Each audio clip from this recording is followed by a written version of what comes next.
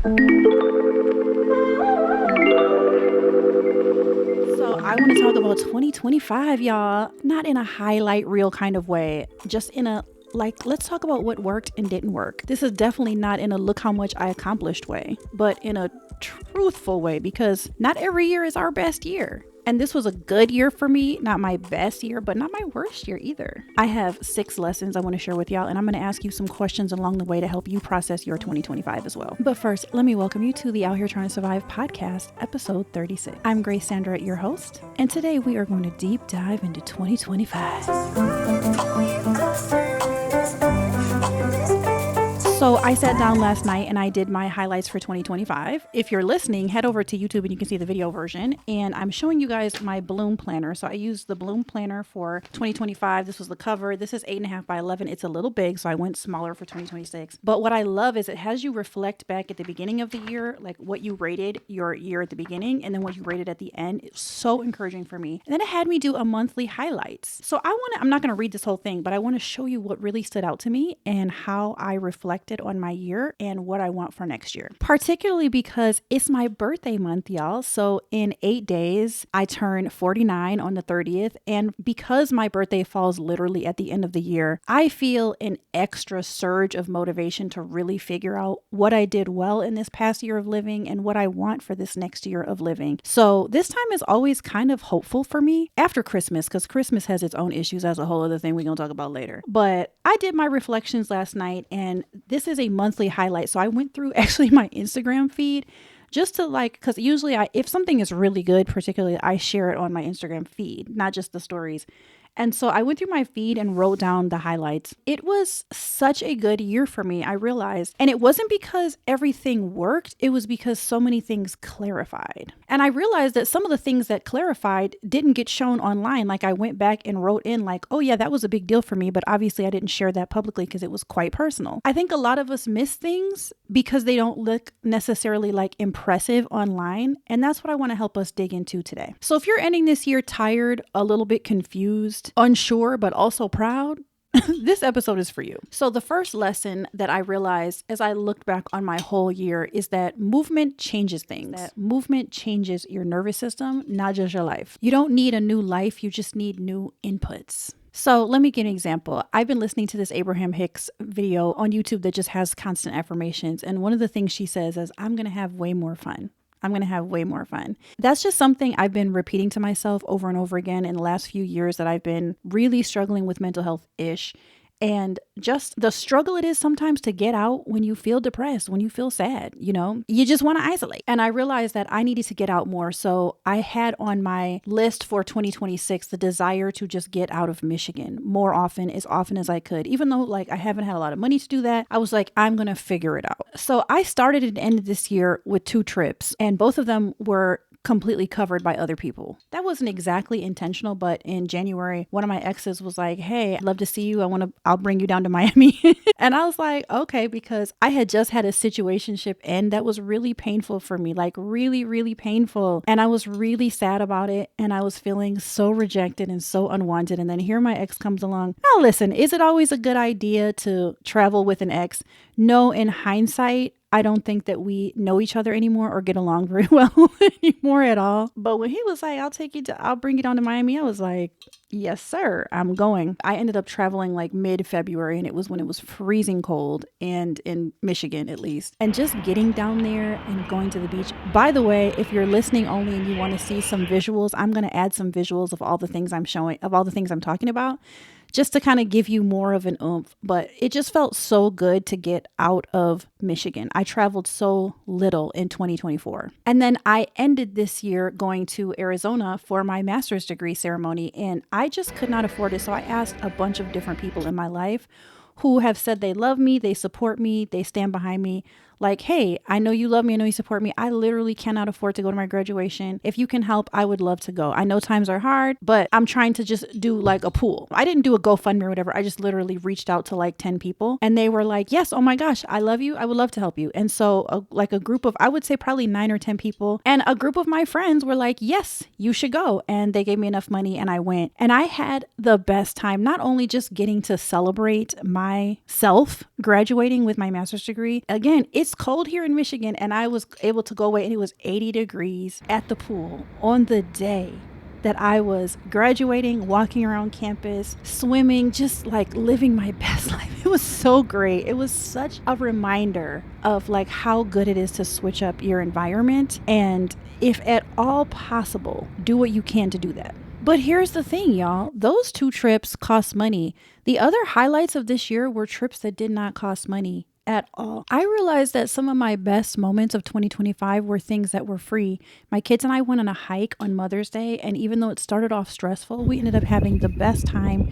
We laughed together. It was just a great day, and I look back on 2025, and that is literally one of the highlights of my year, and that was completely free. Another thing is I spent so many days at the pool. Our apartment complex has a pool, and I make use of that pool. Y'all, I be up at that pool all summer. My boys are teenagers and they don't really love being at the pool, but my daughter and I do. So we were up there a lot. And when I look back at 2025, me and her we bonded so much at the pool. I think I probably have like 600 pictures of my daughter and I at this pool over the last 6 years since we lived in this apartment complex. I also had another trip that I did to South Haven, Michigan, which is my favorite lake in the world. Lake Michigan is so beautiful. If you've never been, you got to try Lake Michigan. It looks like an ocean, but it's a big, giant freshwater lake. No sharks, no jellyfish. Nothing that can kill you is in there except for the water itself. So you got to be careful. The trip to South Haven was actually a date I went on with a guy I only end up going on a couple dates with. But we did have a really nice time. And I didn't get to South Haven any other time this summer. I literally can't believe it because I love going there. It's only a 45-minute drive from my house and it's so beautiful. But we walked around the sand dunes and we hiked the sand dunes and then just stood out on the hill overlooking the lake. It was a beautiful view. It was a beautiful day. And honestly, because it was a second date and I didn't really know him really well, we had a really fun time. That was before I got to know him better. For me, leaving town, it wasn't about escaping. It was just about reminding my body that life is bigger than the things I have here, than what can feel suffocating sometimes here. Sometimes parenting can feel suffocating here. Being in the apartment we're in, not being able to buy a house yet. Being in the same place for a long time for me personally can feel very suffocating. So it's about reminding your body that there's life beyond your zip code. So here's one question for you that I'm asking myself for next year as well. Number 1 is, where can you change your scenery without spending money? How can you just get out of town or do something just different enough where you don't have to spend to do it? And number 2, let's put this into practicality right away. What's one different day, just something different out of the ordinary, something you don't usually do that you can plan for next month? Like start in January 2026 with something that's just different enough. If you don't have the money, figure out what's free to do. And I'm going to do this too. Lesson number 2 is that the small free moments, again, were really the highlights, the ones that felt insignificant at the time. There was just no way for me to anticipate that when I would look back on 2025, that I would literally see the time that I spent with my girlfriends and with my kids as the absolute highlights. I would have thought the highlight would have been going to Arizona or the Miami trip. And those were great. Like I said, those were so beautiful and so much fun. And I'm so glad I got to go. But honestly, looking back, I spent a weekend with one of my girlfriends in June or July. And then another girlfriend got married in town and I went to her wedding. And it was so wonderful to be at her wedding. And also that summer, I was dating someone who I really liked. And we went on a couple of dates. We went on 4 dates. And I had a really good time. All 4 of those dates, I really enjoyed dating him, even though we didn't keep dating.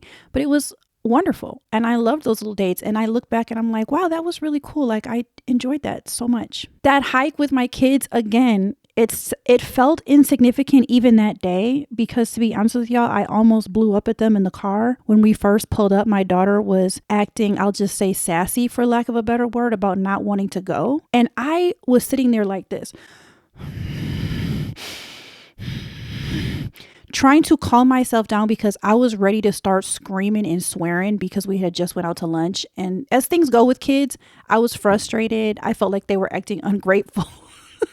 I tried to have this serious moment because it was Mother's Day and I'm like, tell me what you love about me as a mom. And they just were giving me all these stupid, silly answers and they weren't taking it seriously. And I felt unloved and I was all in my feelings. And then they were just being brats and spilling things. And it was like a stressful lunch, right? And so then by the time we got to the park, I was stressed. And then my daughter was acting a fool about going to the park because there was no playground. And I was sitting there fuming. And I was like, Grace, I want you to choose patience and kindness and love right now and just get out the car. And if they follow you, they follow you. If they don't, they don't. So they got out of the car and they followed me. And then we ended up having the best time. It was such a fun hike. And my daughter on the way back, on the walk back to the car, was like, Mom, that was really fun. We should go hiking again sometime. Mom life is something else. It's something else. But those moments, I remember them so clearly. And I could have just went home and been like, let's all just get on our devices and ignore each other. But we ended up having a great day. Here's our reflection for my second lesson. I want you to take a minute and just think of 3 things this year that felt maybe insignificant at the time, but were hugely significant. Also, if you have a journal, I know a lot of people listen while they're driving or doing hair or whatever, but if you happen to be sitting down or you can journal, write these questions down because these are great reflection questions that I asked myself and am asking for next year as well. When you look at things, particularly things that didn't cost a lot in terms of money, maybe yes, time, but it helps us reframe what worth really is, what success really is, and what's really meaningful at the end of the day. I think I've had a sense just for the past 2 years, I've talked about this before, but I had a very, very, very close unaliving attempt in 2023. And I think since then, because I came so close to doing it, the closest I've ever been as someone who struggled with very deep depression issues all my life and have had unaliving ideations all my life, especially really bad with PMDD and postpartum. That unaliving almost attempt in 2023 was very clarifying for me in terms of like what I want to live for. Like, I'm going to be here. I decided I'm going to be here. I'm never going to let myself get in that place again. Whatever I need to do to treat the depression, the perimenopause, the PMDD, the complex PTSD, whatever it is I need to do to treat all this stuff, I don't ever want to be in that position ever again, because I do feel like for me, my kids are my driver. That's what keeps me here. I don't think if I didn't have them, I don't think I would hope that I wouldn't ever do anything, but y'all, I'm just keeping it real with you. But it made me realize since then, because I did watch some end of life people in nursing homes and stuff like that. They'll do those end of life, or like a nurse who's like, yeah, I worked with people at the end of their life and this is what they said. And all of them have made it pretty clear. I feel like we all know now at the end of our life, we're all wishing and hoping that we had invested the time in the people we love and really gave those people our best. Really made room for people who make room for us. Typically, that is for women, our children and our grandchildren and our siblings and things like that, and our best friends. So I've known that in a very crystal clear way that I feel like only age can give you since 2023. And I knew that before, y'all, but I'm just saying it was crystallized in my brain since 2023. And I have really made very concrete, very specific, direct efforts to prioritize these damn relationships and best friendships, because I know that for me, women are what saved me over and over again, specifically Black women. Black women gonna save your life over and over and over and over again. We're literally just the best people. I mean, we really are. So when I tell you I prioritize those relationships, baby, I prioritize them. And that is one thing that I can look back in 2025 and say, girl, you did a damn good job with your girlfriends. You did a damn good job, girl. Good for you. Good for you. Pat on the motherfucking back. Lesson 3 is that dating can be healing even when it doesn't work out. Y'all, can we just normalize non-dramatic endings? Can we normalize just dating good men and just walking your separate ways because you realize it doesn't work? I met a lot of good men this year. Well, I won't say a lot, but I met any man who was involved with me at all this year was a good man. I had so many good days and good dates. There was absolutely no chaos. There was one situation that did bring a level of chaos. Like I said at the beginning of the year, a situationship ended. That was so painful, but it really was a wake-up call for me in a big way. I had a very brief attachment spiral that I did an episode about. I'll post here, which really got me in touch with my inner child in a way that was really beautiful and really healing. But I took the lesson and I have not had anything even remotely close to that since then. I have had no lingering obsessions at all this year done, finito, kaput. And I'm ending this year completely, fully rosterless, happy, at peace, with no longing, no desire, no angst, no tears regarding men, just feeling good. And when I look back at this year, I didn't find a partner, my lifelong partner. I did have one very brief relationship. I'll talk about that in a minute. But I did find security within myself in a way I have never, and I mean never in all of my life experienced. Never, y'all, never. I have never felt so happy to be single and alone and secure in myself ever at any point in my whole goddamn life. Okay, let me just make that clear. And it's such a great feeling, and I'm so glad that I got here. So glad. But one of the lessons that I learned in 2025 is that dating doesn't have to end in marriage to be meaningful, and it doesn't have to last to be significant at all. Because we know now, and science has shown us, that safe experiences rewire attachment for us. And that you can build off of those safe experiences to keep having more safe experiences. I also learned that walking away peacefully is progress, baby. It's progress. And there was some point this summer where I dated the guy I dated in the summer. We'll just call him Mr. Lansing. Mr. Lansing, we had 4 dates and we walked away so peacefully. Like in our last conversation, we both shed some thug tears. We were just talking about how much we meant to each other and how beautiful the connection was and how peaceful and how much peace it brought and how much we really cared about each other. And part of the reason it couldn't work out, it wasn't because we didn't care about each other, it was because he just is too busy. He is just too busy with his career and was just unwilling to sacrifice his career. And he finally was just like, yeah, I cannot slow it down. And I realized that this is not what you deserve. And I was like, yeah, it's not what I deserve. It's not what I want. And it was sad, but I was also like, I would rather have him be upfront and say, yeah, I am just choosing my career right now. And that's what he did. But it didn't make me respect him any less. I still thought he was a great guy. And we had a beautiful ending. And I thought I would address the elephant in the room, maybe not for y'all, but for me, because I did a whole episode. Episode 32. I didn't find love until I didn't want it anymore. About my new relationship. So I'll just tell y'all the little teeny tiny bit of tea about that being over, because I also walked away peacefully and I'm so thankful for that. And it was a very brief relationship only because I realized that we were not compatible in ways that were really important. But the thing is before I got into that relationship, I knew that I would be fine without being in another relationship for a really long time. And I've been kind of slowly coming to this conclusion that I don't think I really ever do want to be married again legally. I have been married twice and both times were really painful and really difficult. I fought really hard for both of those marriages and they both ended up in a big pile of ashes and dust and pain and grief and brokenness. They both were so painful while I was married and so painful ending. I take responsibility for my part in both of those. And I know that both of my ex, to some extent, take responsibility for their part as well. And even when you have people trying, 2 people can try really hard. Like my first marriage is almost 15 years and we were both trying really hard for a long time and it was still so painful. I don't want to do it again, y'all. I really don't want to do it again.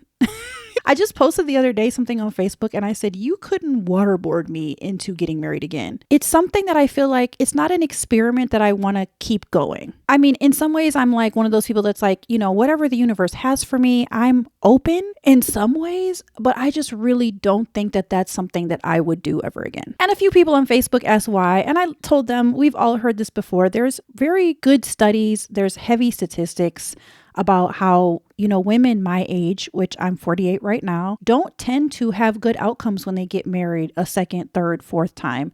The divorce rates for those marriages, for second marriages are pretty high, but for third and fourth and fifth, they're like abysmal. People don't get it right the more often they try to be married. If anything, you get it more and more and more and more wrong. But more than that, the studies have shown over and over again, it's becoming more and more popular teaching that as women age, we are more happy if we're single, if we're not caretaking a man. We are more happy, we're healthier, we make more money, we have better relationships with our kids, with our grandkids, with our girlfriends. we have more hobbies, we are living in nicer places. And because of today's day and age and all the freedom that women have, we just don't need a man or a husband to keep us happier. And we are in fact happier when we don't have them, which is the opposite for men. Men are happier and make more money and have better relationships with their children and all of those things when they are married. And that is typically because the women is facilitating it. And when they are single, they have worse lives. They die earlier. They don't have relationship with their friends or their kids or their grandkids, and they don't have hobbies. And a lot of times men are unaliving themselves because women are the glue that help them to stay happy and healthy. And that whole dynamic is just so prevalent when I meet men nowadays, especially men my age. And it's so obvious. Whew. The amount of emotional labor that goes into not just me, but my girlfriends too, my age, like the amount of emotional labor that goes into helping men to be somewhat normal, kind, loving, giving humans. It's really disgusting. Maybe annoying. Maybe that's a strong word, annoying. Anyway, child, that was my long-winded way of saying that I have pretty much realized I don't think I ever want to get married again. And then I met someone who we fell in love and we had a great connection and we were very much moving forward, and he was very marriage minded and really does want to get married again. For him, it would be his second marriage. And for me, it would have been my third, and just very much on that track of like, he was like, you know, we're going to be together. And it just seemed like this is a great fit. This is probably what I've always wanted and what he's always wanted. And this is probably going to be an amazing relationship and will end in marriage. And the more that idea came forward, the more I was starting to feel like, I don't know if I can do that. I don't think that that's where I want to go. And this is clearly where he wants to go. And then on top of all of that, once we had, you know, spent more significant time together because we were long distance, and our last significant trip, which was to Austin, I realized that there were some ways that we are not compatible that I think would have made me sacrifice who I am. For him, it was simple, like, oh, we have love. Love is all we need. And I'm like, no, not in 2025. We need more than love. We need compatibility in some major things. And I realized that I was going to have to sacrifice a part of who I am for his aspirations in his career. He has a big career and an even bigger one ahead of him that he's really passionate about. And it's his dream. It's not something that I want to be a part of. And I'm not going to say specifically what it was, just that he has a future that I don't want to be a part of. And it's not a bad thing. It's a good thing. And I think he should pursue it. And I want him to pursue it. And I told him in the end, when I ended it, that I thought that he deserved someone who is very excited about being the wife of someone who wants to do the big things that he wants to do. But that's not my calling or my direction. And I didn't want to lose myself or suffer as a result of being married to a cishet man. After I have already suffered so much, being 20 years combined married to two cishet men that honestly both harmed me in ways that I don't care to have happen again. And also, just to be clear, I'm not saying that I did not harm them. But so I walked away from that relationship, and that was hard to do. It was a really hard choice. But the fact that I was able to do that after such a short amount of time without just carrying it off and telling myself, no, it'll be fine, which is what I would have done in the past. I chose myself, and for that, I'm really proud. Lesson 4 is healing isn't linear, and that is not a failure. So I spent this year scripting, meditating, manifesting, going to therapy, trying to make money, trying to manifest money. And I'm gonna be honest with y'all, not all of that came true, not even close. Not everything manifested the way that I wanted to. Some of the stressors about money stayed really loud and did not let up at all. I was provided for, usually just enough and sometimes abundantly or a little bit extra, but not like the abundance that I was trying to manifest. My brain changed, and that is a beautiful, beautiful thing. But sometimes that's not the like exciting stuff, you know, like, oh my God, my brain changed.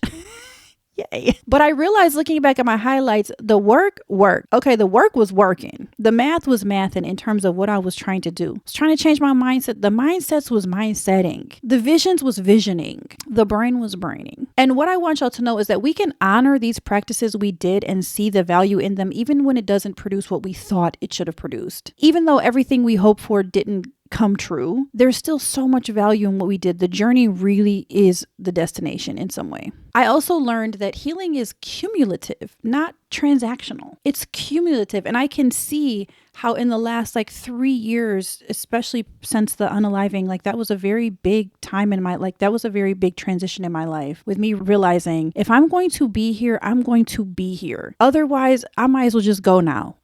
If I'm not going to live, I might as well just go. It was a very key moment because I really almost died. So I want you to look back at 2025 and think about what are the things you did to serve yourself, to love yourself, to grow yourself, that you can see like this had changed. So I want you to look back on your 2025 and ask yourself, what are the things I did that really added to my health and my healing and my wholeness that I can't exactly say like, okay, well, this happened as a result of this, or what are the things that you can say, I'm so glad I did that led to my healing, and I'm thankful even though it didn't get me exactly what I wanted. And for me, that was definitely starting therapy again. I started therapy after I had an attachment spiral, the last attachment spiral I ever had in my life. Like I said, I talked about that in my inner child episode, and it was a win because I realized after a week that this was not going to be good for me, that this man was triggering some kind of anxiety in me that I had never felt.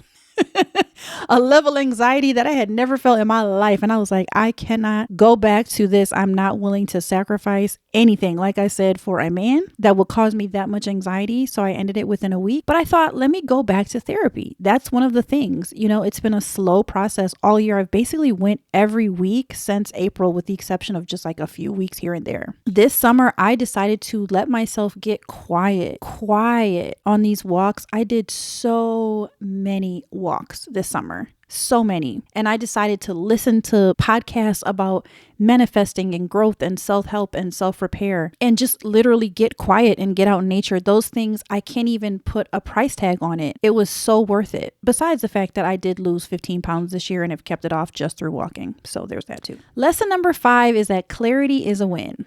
So if you are a creator, a mother, someone who's trying to do stuff, trying to do the things, a side hustler, because I'm a hustler, baby. And I want you to know, if you are a hustler, just like me, I'm always involved in some kind of hustle. I'm trying to hustle. I'm trying to side hustle. Your girl always got like 2, 3, 4 side hustles, okay? And if you're trying to do that while you're a mom, and for me, I was trying to finish my whole ass master's degree this year, you probably experienced, some level of exhaustion and burnout. At our age, we're in perimenopause. We're tireder. Our moods are swinging like big balls, okay? We got ADHD up the wazoo. ADHD as a result of perimenopause going fucking haywire is a big issue for me. It has meant traditional 9-to-5s are not an option for me. I do not have that kind of focus. I am literally so happy that I can say I can now focus for maybe 2 to 4 hours. Maybe. That's huge for me. In the last 4 years, it got to the point where I could barely focus on anything for 15 minutes and then I would start feeling massive anxiety. If you never experienced it, don't even try to understand what that's like, but you cannot do a 9-to-5 job when you can't focus for more than 15 minutes without experiencing massive anxiety. So perimenopause, ADHD has severely displaced me and really up my life in so many ways I cannot even describe. Even this podcast, y'all, like I feel like I could have probably done it consistently and be in a place where it's literally paying all my bills by now if I had been able to literally just focus on the podcast. All I'm saying is this shit done fucked me up. But anyway, let me get to the good part. This year, I was like, I got to figure out what works for me and what doesn't. I really did set aside a tremendous amount of energy and effort trying to figure out what would work for me. And a couple of the things that really have worked for me are getting hormone replacement therapy and then also finally getting everything in order to get medicine for ADHD and finally getting diagnosed and medicated for ADHD, which was a big deal. And then also just deciding to try things anyway and keep going when they didn't work. I decided to launch a digital products business and I got really frustrated after the first week and essentially stopped marketing the products I made, which is ridiculous. But one thing I realized this year was that my capacity was not equivalent to my worth. What I make or don't make is not equivalent to my worth. Just like I can say now, like, oh yeah, I'm not in a relationship or I'm not married. That's not equivalent to my worth. I really took a deep dive at how my worth is tied to my humanness and my aliveness and not tied to my output. That might sound like a really simple thing for you or maybe most people, but for me, it really hasn't been, because I felt really bad. Like, why can't I work? Why can't I hold down a full-time job? Why is everything so overwhelming for me? Why can't I make this shit work? Like, why can't I monetize my podcast the way I want to? Why can't I even be consistent at this shit? Why can't I make this digital products business work? Why can't I figure this out? Because I'm so tired. At this point, I was thinking that I was just so tired of struggling, being on the struggle bus financially, even though I was trying a lot of different things. And I just decided at some point, I cannot make this about my worth. Otherwise, I'll stay stuck. So I've been doing a ton of meditations about worthiness, and I've been listening to things about worthiness. My self-talk has been really monitored. I really, really monitor my self-talk, and I do not let myself tell myself anything other than I'm a worthy ass bitch. That's it. I'm a worthy ass bitch. And if any girlfriend, which they would never do, any man in my life, anybody in my life tries to make me feel anything other than I'm a worthy ass, beautiful ass bitch, then they got to go. You got to go. Because I'm a worthy ass bitch, and that's just it, no matter what. So as I think about wrapping up this year and heading into 2026, I've realized that I'm very, very hopeful. I'm very hopeful because 2025 was such a good year after all. I feel very grounded in my hope, and I feel like I'm walking towards peace. I'm walking towards secure attachments with all of the men that I date and or meet. I'm walking into fewer obligations because I'm pacing myself and not trying to perform more than I can, realizing that my worth is not tied up in how much I can produce or how many side hustles I can have or squeeze into a day. I'm ending 2025 with no roster at all. And it feels so good. It honestly feels so good. And I'm really just pursuing sexual freedom. And when I feel like enjoying my sexuality, then I enjoy it. But it's still rosterless, if you know what I'm saying. Like, I'm not terribly interested in emotional connections. So that's a beautiful place to be, especially as an aging woman, baby. It's nice. It's nice. I'm also going into 2026 listening to my body and continuing to listen to my body and what it's telling me. And that has brought beautiful rewards this year. I'm also being honest about my limits. Like I said, what I can handle and what I can't handle, and only taking work and side hustles and obligations and things that really, really, really serve me and prioritize me. As we wrap this up, what worked for you this year that you almost dismissed because it didn't look impressive? Is there anything that worked for you this year that you were close to dismissing or writing off because it didn't look impressive? I also want to invite you to journal. Take some time and journal your quiet wins. What are some of the things that were very quiet, the battles you waged quietly and won quietly, so that you can give yourself some props and maybe even tell someone about it if you haven't yet. I also want to invite you to DM me or email me a moment from your year that you loved. You can email me at outheretryingtosurvive@gmail.com. I would love to hear something that went well in your year, something that you're just happy about, something that you're proud of, maybe something that you don't get to hear enough that somebody's proud of you. Tell me and I will tell you that I'm proud of you, because I know how much I need that and how much it means to me, especially as someone who doesn't have parents around. And for some reason, I really wish I could hear it from my kids, but my kids don't never say nothing like that. I mean, I think maybe my daughter has. I don't know. But like, sometimes you just want to hear it. I'm just keeping it real. So like, yes, please let me know so I can give you your flowers while you're here. And I want to also invite you to share this episode with someone who may have had an unremarkable year. And I want to invite you to share this episode with someone who may have had a meaningful but unremarkable year. Someone who didn't have like a big thing happen, but they still grew and showed up for themselves and kept themselves alive, kept their children alive. Those are not small things. As I look back at my past year, obviously I think the big thing for me that was like my big impressive thing was graduating and getting my master's through some really hard years. Honestly, these last years have been hard, but I have just wanted to find joy. And I do think that you can have joy and find joy and be grateful for all these things in your life without toxic positivity. You don't have to go around and be like, everything's great, everything's wonderful, when it's not. But you can find gratitude in the little things. And that is something I want to keep encouraging you to do, that I have done. And honestly, I feel like I've done really well. In some of the hardest times, I've still found so much joy and peace and gratitude for the things I do have. And if you made it this far, don't forget my book, Grace Actually. This is available on Amazon in hard copy or PDF for your Kindle. This is a memoir of love, faith, loss, and Black womanhood written over the course of the last 10 years. So there's a lot of stuff in here, a lot of my old stories, y'all, a lot of my old stories. So pick this up. If you like my podcast, then I have a feeling you'll really like this, especially if you're a reader. One thing I want to start doing in 2026 is writing on my Substack, baby. So if you like to read, please sign up for my newsletter. I'm going to try to put fun stuff in there and just some sort of incentives. Sign up now. I've never been good at keeping a newsletter, but sign up for my Substack and you won't be disappointed. I promise. If you made it this far, thank you so much for coming with me on the podcast journey. If you're on Apple, please leave me a review on Apple. If you listen on Spotify, do what you can do on Spotify. If you're on YouTube, give me a like, share it. Let YouTube know that you like me. You really, really like me. And I will see y'all probably in 2026. Bye.